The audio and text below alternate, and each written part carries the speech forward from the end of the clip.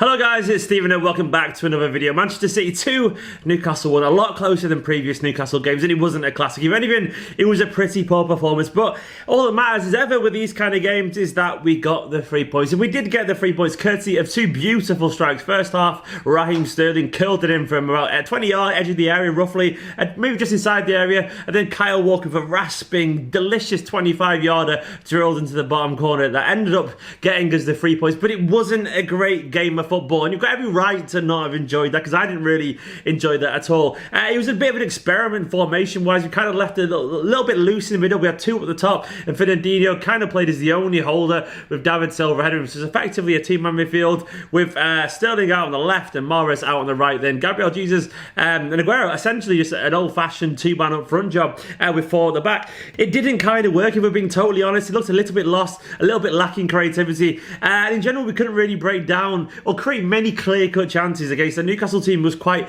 content just to sit back and defend. I mean, Mahrez still looks like he's trying to find his way into the team and find his own identity as a Manchester City player. I'm not sure what's going through his head, but we know he's a quality player from what he did at Leicester, but he still looks a little bit overawed as a Manchester City player at the moment. I can't help but feel he needs a goal or something to boost his confidence and help him find his way into this team. But there is quality there, as we know, and the second half was a much better performance. We looked a little bit sharper before he was subbed off late on. It will come with Mahrez. We've got to be patient. We can't make rash decisions after the 4th game of the season. This isn't a fluid Manchester City team yet, and he's got a small part to play in that, of course, but all those around him are still a little bit culpable as well. So give him the benefit of the doubt. Give him time. Give him patience. It was the same with Bernardo Silva, Leroy Sané, even David Silva many moons ago had a slightly slow start to his Manchester City career. We've got to be patient, because good things come to those who wait, and he's a quality player who just needs to get a little bit of luck and find his feet at Manchester City. We did lack a little bit of creativity. Once again, you kind of wished Kevin De Bruyne was there. With the system we have, we're used to having those 2 3-8s there with Silva in the left pocket and De Bruyne in the right pocket. We didn't really have that, and it was kind of telling that we lacked a little bit of variety. So much dynamism was going through David Silva, and he was largely very good, but it was all going for him, and so it became very, very predictable. There wasn't many great individual displays. I thought Fernandinho had a kind of mixed display, some defensively good moments, but a little bit sloppy than usual. As I said, Mahrez wasn't at his very best defensively. We were okay in general. Ederson, I thought, had some lovely distribution, as always. The #1 keeper for distribution in the Premier League, despite what Alisson Liverpool fans may think. Ederson remains the king at that, and some of his little kind of rollouts are absolutely phenomenal. We looked so much more at home than when Bernardo Silva came on in the second half and gave us another option in central midfield. We look like we knew how to play in that system. I'm sure at the moment Pep's aware of the problems in this team. It isn't going to be easy this season. Teams are going to come out, they're going to defend deeper, they're going to work out what we did last season and try and change it. And it's going to take a while for us to get used to this system. But don't forget, every game that we get through, and don't drop points like we did today when we won, it's 1 game closer to De Bruyne being back in the team. And that'll make a huge boost to our options and the way we approach these games. We've just got to ride it out for now. Having said that, we still should be doing better than we did today, in my personal opinion, against a team like Newcastle who were willing to sit back and defend. I can't blame Newcastle. I thought the keeper had a bit of a blinder as well, and we had a couple of hard chances that another day should have gone in.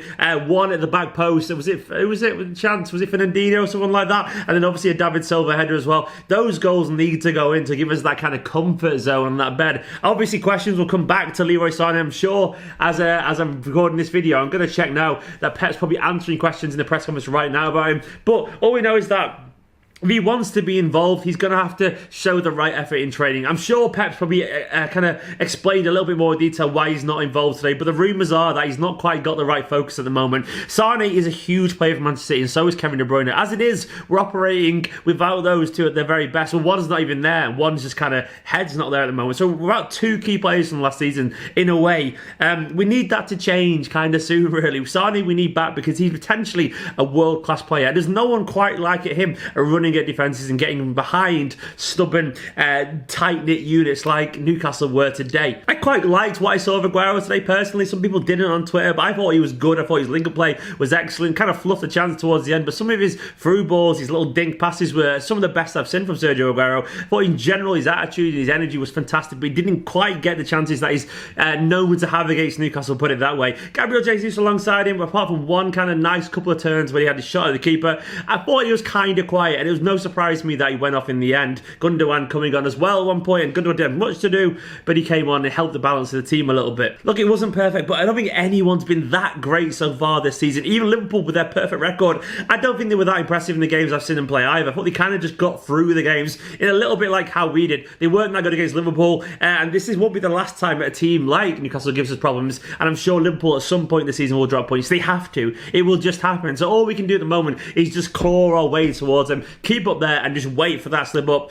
Liverpool know a thing or two about slipping, don't they? And we'll be right there when it matters. Look, it isn't perfect, guys, but everything will be okay. It's going to be hard this season. Pep knows it's going to be hard. City fans should know it's going to be hard, but be patient, trust in the process, trust in the system, and we'll be alright. Guys, if you're new to this channel, like this video, subscribe, and I will see you soon. I'm going to just turn my camera back on just to talk about Raheem Sterling, because I forgot to mention him during that video. Raheem was excellent. I can't believe how many people gave him stick during this whole Real Madrid contract stalling kind of stick that's come from the paper. I mean, he's got every right to demand a new contract, but all I know is that when he's on the pitch, he tries his best, and today he showed just how good he is. So remember that next time we decide to kind of abandon him just because of a few rumours that he may be off in 18 months' time. He's quality, he's ours, and he's still fantastic. Anyway, in a bit.